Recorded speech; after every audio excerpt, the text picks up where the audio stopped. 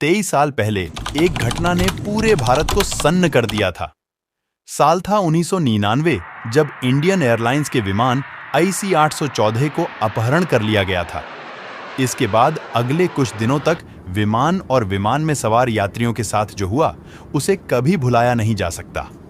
तो चलिए आपको इस रिपोर्ट में बताते हैं कि 24 दिसंबर को हुआ क्या था।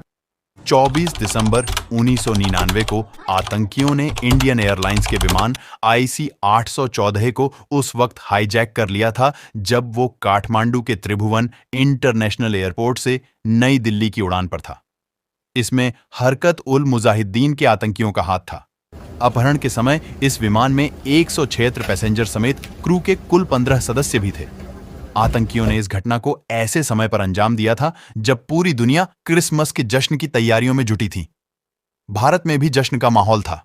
विमान हाईजैक की खबर ने भारतीयों की खुशियों पर पानी फेर दिया था। भारत में इस खबर के बाद लोगों में गम और गुस्से की लहर देखी गई थी। उस वक्त देश के लोगों को इंतजार था तो बस विमान में सवार यात्रियों की सकुशल घर वापसी की। 24 दिसंबर शाम करीब 5 बजे विमान भारतीय वायु क्षेत्र में दाखिल हुआ।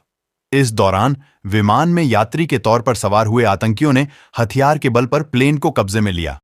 इस बीच कुछ ही देर में भारत और पूरी दुनिया को पता लग चुका था कि एक भारतीय विमान को हाईजैक कर लिया गया है।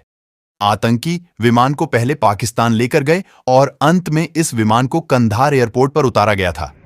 इससे पहले विमान थोड़े समय के लिए अमृतसर में भी रुका था। भारतीय प्लेन को दुबई भी ले जाया गया था और यहां आतंकियों ने 27 यात्रियों को उतार दिया था, जिनमें अधिकतर महिलाएं और बच्चे थे। इस बीच आतंकियों रुपिन कात्याल नाम के एक यात्री की हत्या भी कर दी थी। हाईजैक से भारत सरकार की मुश्किलें बढ़ रही थीं। पूरी दुनिया की नजर इस घटना पर थी। यात्रियों के परिजन और कुछ संगठन विरोध प्रदर्शन कर रहे थे। इस बीच अपहरणकर्ताओं ने अपने 36 आतंकी साथियों की रिहाई और 20 करोड़ अमेरिकी डॉलर की फिरौती की मांगी की। भारत सरकार ने आतंकियों के साथ बातचीत शुरू की थी। हाईजैक विमान में भारतीय यात्रियों के अलावा ऑस्ट्रेलिया, बेल्जियम, कनाडा, फ्रांस और इटली जैसे अन्य देशों के नागरिक भी उसमें सवार थे। हालात ऐसे बने कि तत्कालीन NDA सरकार को यात्रियों की सुरक्षा सुनिश्चित करने के लिए 3 आतंकियों को कंधार ले जाकर रिहा करने का फैसला लेना पड़ा था।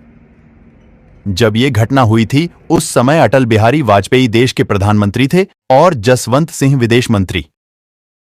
भारत की जेलों में बंद मौलाना मसूद अजहर, अहमद जरगर और शेख अहमद उमर सईद को बाहर निकाला गया।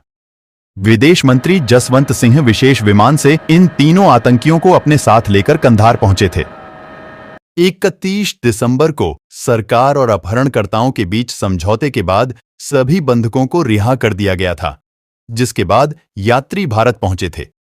दोस्तों, वीडियो कैसी लगी? अगर अच्छी लगी हो तो हमारे चैनल को फॉलो करें व वीडियो को लाइक करें।